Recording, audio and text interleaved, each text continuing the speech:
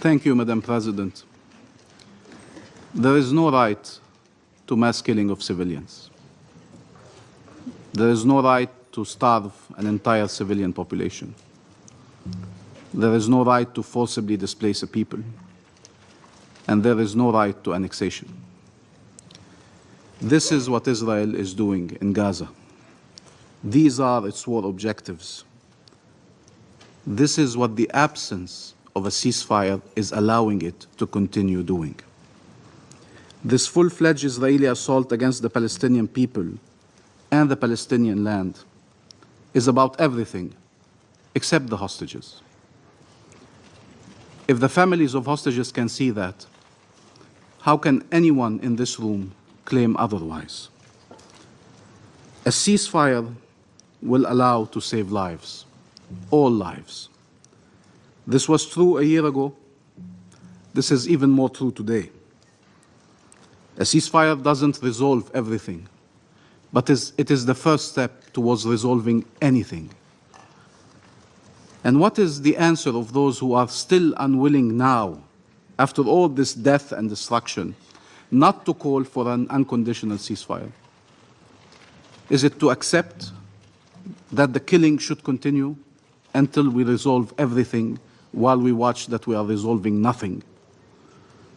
We heard over and over again statements in this chamber by all members without distinction about protection of civilians, about rejecting forcible displacement, about rejecting starving the Palestinian population, about rejecting annexation, about rejecting wanton destruction, about rejecting regional escalation. Everyone around this table agreed on these objectives. And yet here we are. 44,000 Palestinians killed. This is those who are accounted for. Many more are not accounted for. One day we will retrieve them in mass graves under the rubbles, and we will discover the real numbers of this horror. And there will be many that we will never retrieve. Famine that is looming all over Gaza, that is a reality in northern Gaza. 2 million people displaced, still hunted even when they are in tents. Total destruction of Gaza and all the requirements of life in it. And war on Lebanon, its people and its sovereignty. What does it mean to proclaim all these principles, we reject, we reject, we reject, and then shield Israel of the consequences of its actions, thus allowing it to do exactly what we're asking it to stop doing? Madam President, the world should not grow accustomed to the death of Palestinians, to seeing Palestinian children starving, to seeing mothers carrying their children from one place to another, forcibly displaced. They should not get accustomed to seeing journalists killed and humanitarians killed, to see Palestinians detained, abducted, carried on trucks to go be tortured, sexually abused, and raped. The fact we are Palestinians does not make that less shocking or less outrageous. Maybe for some we have the wrong nationality, the wrong faith, the wrong skin color. But we are humans, and we should be treated as such. Is there a UN charter for Israel that is different from the charter you all have? Tell us. Is there an international law for them, an international law for us? Do they have the right to kill, and the only right we have is to die? What the hell does Israel need to do more for this council to act under Chapter 7? What more can they do for this council to act under Chapter 7? Or will this council be the last place on earth that cannot recognize a threat to peace when they see it? When it is so glaring, so undeniable. You are witnessing the attempt to annihilate a nation, destroy a nation. It is not even hidden. It is in plain sight. And yet the very tools designed to respond to these situations are not being used. So which one is it? Are Palestinian lives not worth saving? Or does Israel have a license to kill? Can this council only adopt resolutions and then witness their blatant breach? This self-inflicted powerlessness has to stop. And like Algeria, we repeat, The resolutions of this Council are binding. Their role is to be enforced. Their role is to change reality, not to record violations for history's purposes and then allow them to continue. Had diplomatic efforts succeeded, we would not be here. We recognize all the efforts that were done, all the diplomatic efforts that were conducted. And yet, we have to recognize children are still starving in Gaza. Families are being killed. Communities are being obliterated. Had these efforts succeeded, we would not be here. But what we cannot accept is that Israel has a veto that blocks any attempts to put an end to this war, especially when we know what are its true intentions. Madam President, many peoples, many governments around the world are saying the right things and trying to do the right things. And we have here to express our gratitude to the E10 for their relentless efforts for over a year now, and in the recent month. We all were hoping that 2735 would lead to a ceasefire. And we can discuss who is responsible for that ceasefire not occurring. For us, it is pretty clear that Israel had never an intention to accept a ceasefire and has found every reason not to have a ceasefire. We thank Guyana for its efforts in coordinating the E10 initiative. We thank all of those who have voted in favor of this resolution, and we agree with Malta and with Algeria. This is the bare minimum. This is the bare minimum that morality, humanity, legality would plead for. And this bare minimum, even this bare minimum, was vetoed. I truly do not understand, and you're saying we cannot be for an unconditional ceasefire. What that means in effect now is that we are for a war. You're saying we cannot be for an unconditional ceasefire that does not release the hostages. Is this war releasing the hostages? Is it even trying to release the hostages? So what does it mean? We accept this war that is killing hostages and that is killing, maiming, terrorizing, destroying an entire nation. When is it enough? When is it the point where we say, no, we mean ceasefire now? Now.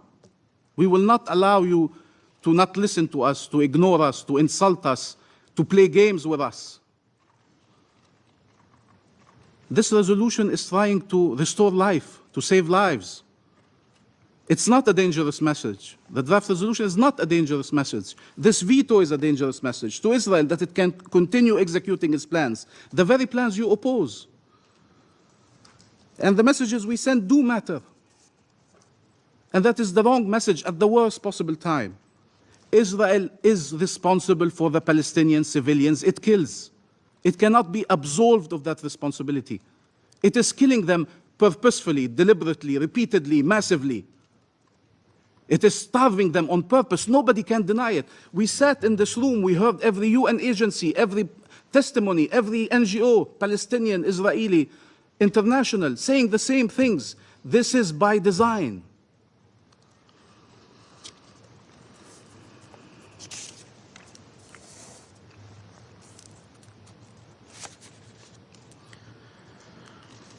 What does it mean that release of the hostages should be unconditional? This is what the Council has said repeatedly now for a year.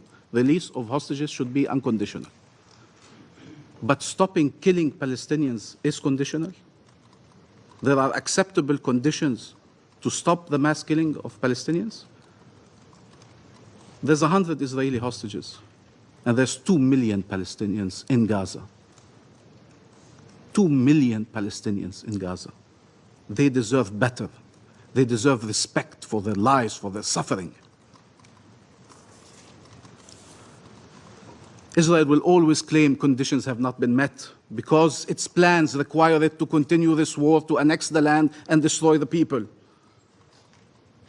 And therefore, we can no longer accept its conditions.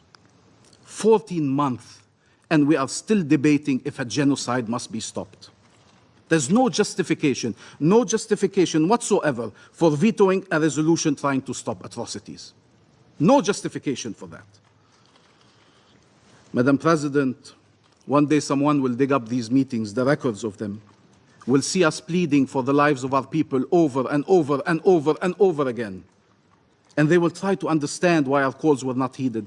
They will look at the people who sat around this table and spoke and addressed you from all over the world to call on the Council to take action. They will read what everybody here has said. And then they will wonder how a genocide displayed on TVs known to the whole world was able to continue for this long. They will wonder if the whole world is against the mass killing, against the displacement, against the starvation, against the annexation, how come they all occurred?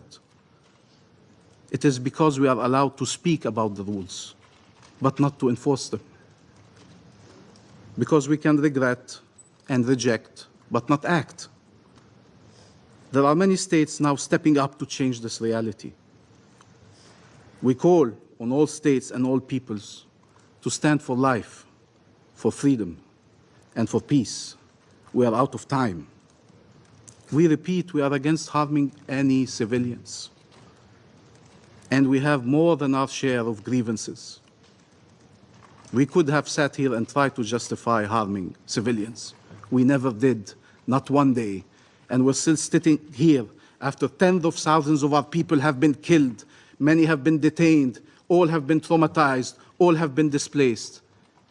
We have many reasons to say otherwise, and yet we remain steadfast. There is no reason to harm civilians, regardless of their nationality, their origin, regardless of the circumstances. But our civilians, what about our civilians? They are worthy of protection. Their lives should be saved. People cannot sit and demand Palestinian pacifism under all circumstances and enable Israeli militarism. That cannot be done. Either you believe violence is an impasse, you believe there are no military solutions, and then you act for peaceful ones and reject military ones, or you let it be military.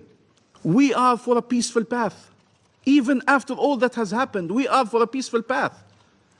Help us chart it, not block it. Stop them. Help us. You would be helping Palestinians and Israelis in our region and the world. Madam President, there is a world out there where Palestinian children are able to grow. We are not born to be occupied and killed and displaced. That's not our destiny, that's not our fate. There is a world where we could live and grow and see our children grow with no occupation, no bombs, no tents, no settlements, no walls, no military checkpoints, no prisons, no constant humiliation, no oppression, no house demolished, no amputations, no pain and no agony. That world can exist today if we were to act. And the fact we are not means that many, many more Palestinians will suffer and others will suffer. We are trying to get there. We are trying to find a path that leads us there, to freedom, to life, and to peace. That should be our common objective. There is a world where there's no war in the Middle East, where Palestinians and Israeli civilians go about their lives, where maybe they can look confidently towards the future and even envisage more bridges between them, where our region unleashes its true and full potential for the benefit of all states and all peoples. It's this future that is being destroyed before our very eyes. And the entire Palestinian civilian population is the primary victim. Madam President, we call on the General Assembly to uphold the responsibilities that the Council has failed to uphold owing to the US veto. We call on all states to use all available tools to stop the massacres. What this resolution was calling for is an unconditional end to massacres, and that is always worth supporting.